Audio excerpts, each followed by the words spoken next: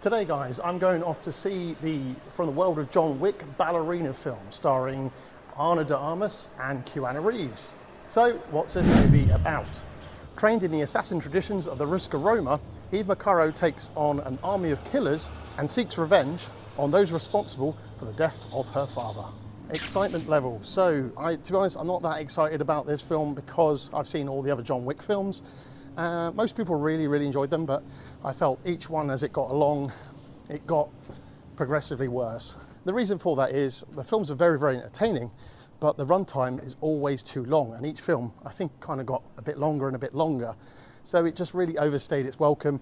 I came a bit desensitized to all the violence. I know that sounds weird. And the last thing is expectations. I kind of expect this film to be a bit like the first one because the runtime is a little bit shorter. So hopefully that'll work in its favor and it'll be a nice, enjoyable film. So now we've just come up to the cinema. So I'm going to head in and find out what this movie is really like. Okay, so I've just come out. So let's go over the highlights and hang-ups. First of all, highlights. The film was very obviously action orientated because that's what they are. Definitely a stronger entry in the franchise. Like I said, lots of action. The kills were pretty inventive. Two parts in the film that were particularly enjoyable is where they have there's kills being done with grenades and flamethrowers, which was really quite fun actually. And that was later on in the movie, so they mixed it up a bit, so that made it quite fun. Ana de Armas as the lead was actually really good. You really did believe that she was the badass, just like John Wick was in his films. And John Wick is actually in the film more than I actually thought he would be, so that was a nice bonus. The hang-ups.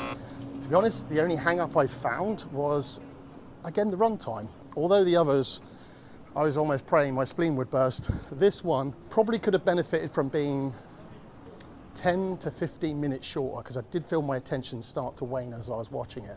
Final rating. My final rating, overall, I had a really good time watching this film. Like I said, it could have just been slightly shorter, but that didn't sort of take anything away from the movie. I do recommend you come out and watch this one. Definitely, probably the third best in the John Wick franchise.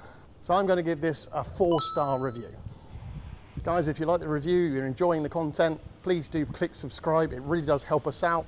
If I can see people subscribing, it means I'm just going to be more encouraged to make more and more of these videos. So thank you very much for watching, and I'll see you in the next video.